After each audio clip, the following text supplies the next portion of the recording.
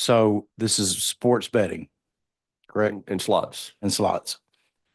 If this legislative body passes sports betting over your telephone, will it also include that as well? I suppose that would depend on whether that would be included within the definition of sports betting. It doesn't currently include mobile sports betting, but that would be a matter of interpretation of the statute. Thank you, sir. Senator Ladner. Last year when we was talking about this, wasn't it supposed to be for 26? Like this came in effect in 26? Was it in the last year's bill? Well, what the bill did last year was we had until January 26th to put all of the procedures and the policies in place. It still has that in the language in subsection 1Q, I believe, gives us until January of 2026 to put all the policies and procedures in place. So would that be now, should we move that to 2027? I asked the same question because actually the draft of the bill I had January 1, 27. We have talked with our information technology folks internally at MDHS, and they tell us that they believe we can create the portal that we need to within the time through the end of the year. And the speed of it, the speed of the action, taken, when they get up to the, for their money and to check all the credentials and everything. I mean, we talked about in that situation not too long ago at the Bow, whenever we had everybody together. They said the one problem they have is how fast will it be? Yes, we are going to work with something the casinos already have in place where we believe it can be I don't want to say instantaneous, but it can be a very rapid exchange of information. And I mean, that's already in the works, like? Yes. Okay. But we're already talking about it. We haven't built anything yet, but we're already talking about accessing some API, some program capability that the casinos have internally. Yeah. Okay. Adapting it to this function. Any other members of the committee with any questions for the chair or for the Department of Human Services?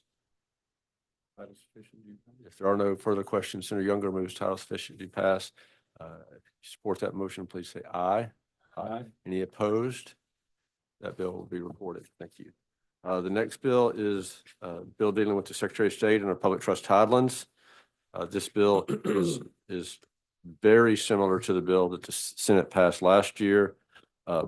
It's double referred to ports, and Senator Thompson is who knows really more about this than I do, is going to get it in ports. I know he's tied up in Jud A right now, but I think this is a very important piece of legislation for the growth, continued growth of the industry on the Gulf Coast.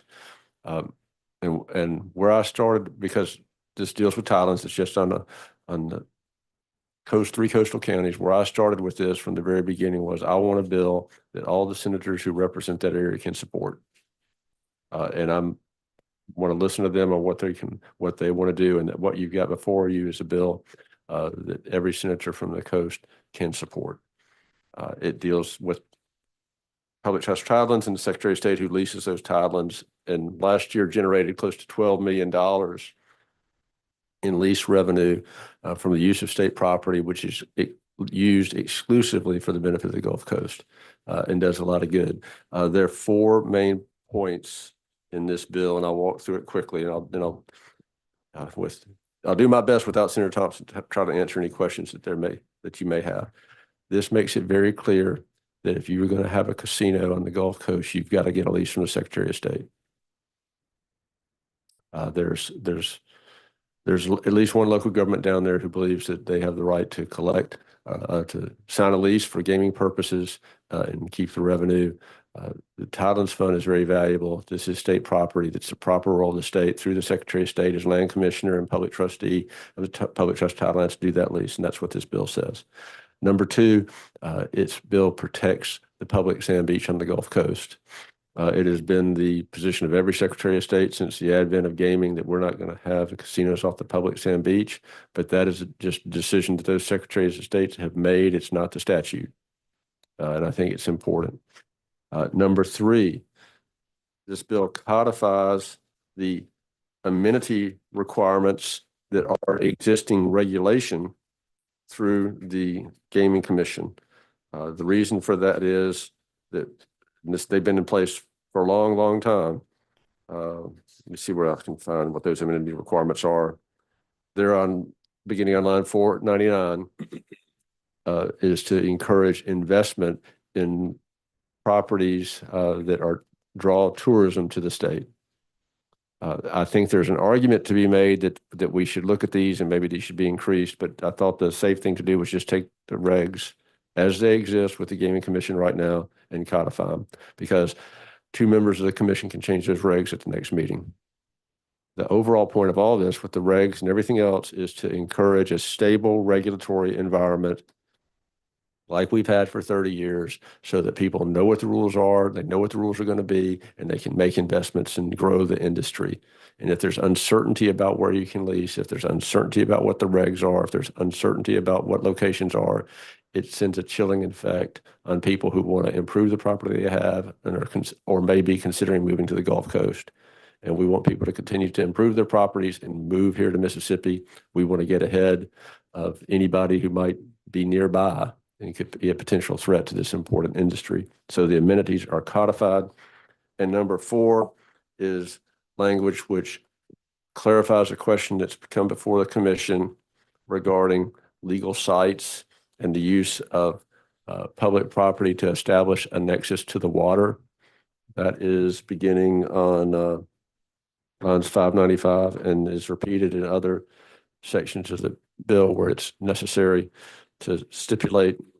Essentially, the idea is if after Katrina, the legislature, and I don't think anybody here was here in 2005, but the legislature allowed casinos to move due north from the water to avoid damage in another event like Katrina. That was absolutely the right thing to do, and it makes sure that the sand beach is protected and the exclusive control of private land to the water's edge is controlled by the property owner or the leaseholder.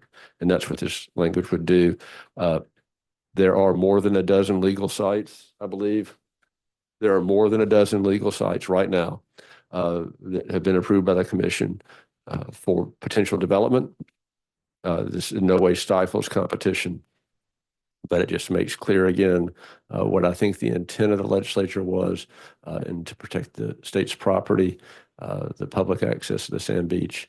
And I think it's what we need to have a stable, growing industry on the Gulf Coast. I'm glad to see Senator Thompson here, who can answer any questions that I'm unable to answer, but that's an explanation of the bill. Senator Thompson, I know you just got here from Jet A, but do you want to speak to why you think this is a good piece of legislation before it gets to ports? Thank you, Mr. Chairman. Just briefly, the Public Trust Islands Act was codified in 1989. Gaming Control Act was 94. It was amended in 2005 after Hurricane Katrina. There's been some recent litigation, I'd say in the past 15 years, that the court has pointed out some inconsistencies between the Public Trust Islands Act and the Gaming Control Act. And the purpose of this legislation is to address those inconsistencies and clarify the legislative intent of the Public Trust Islands Act as it pertains to gaming. And that's the purpose of the bill.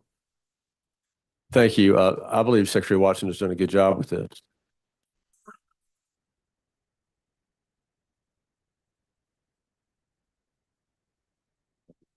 I believe Secretary Watson has done a good job as trustee of the Public Trust Islands. I believe Secretary Hoseman did, Secretary Clark did, and we just want to keep, as I said, a consistent, stable, predictable regulatory environment because that's the best thing for business on the Gulf Coast. Any other questions for me or for Senator Thompson? If there are no questions, is there a motion? Senator Younger moves title sufficient do pass committee sub on Senate Bill 2381. If you're in favor of that motion, vote aye. If you're opposed, vote no.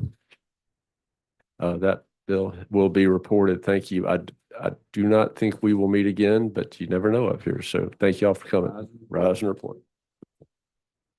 Tommy's got a couple of big guys, Goliath, in your office he wants to talk to you.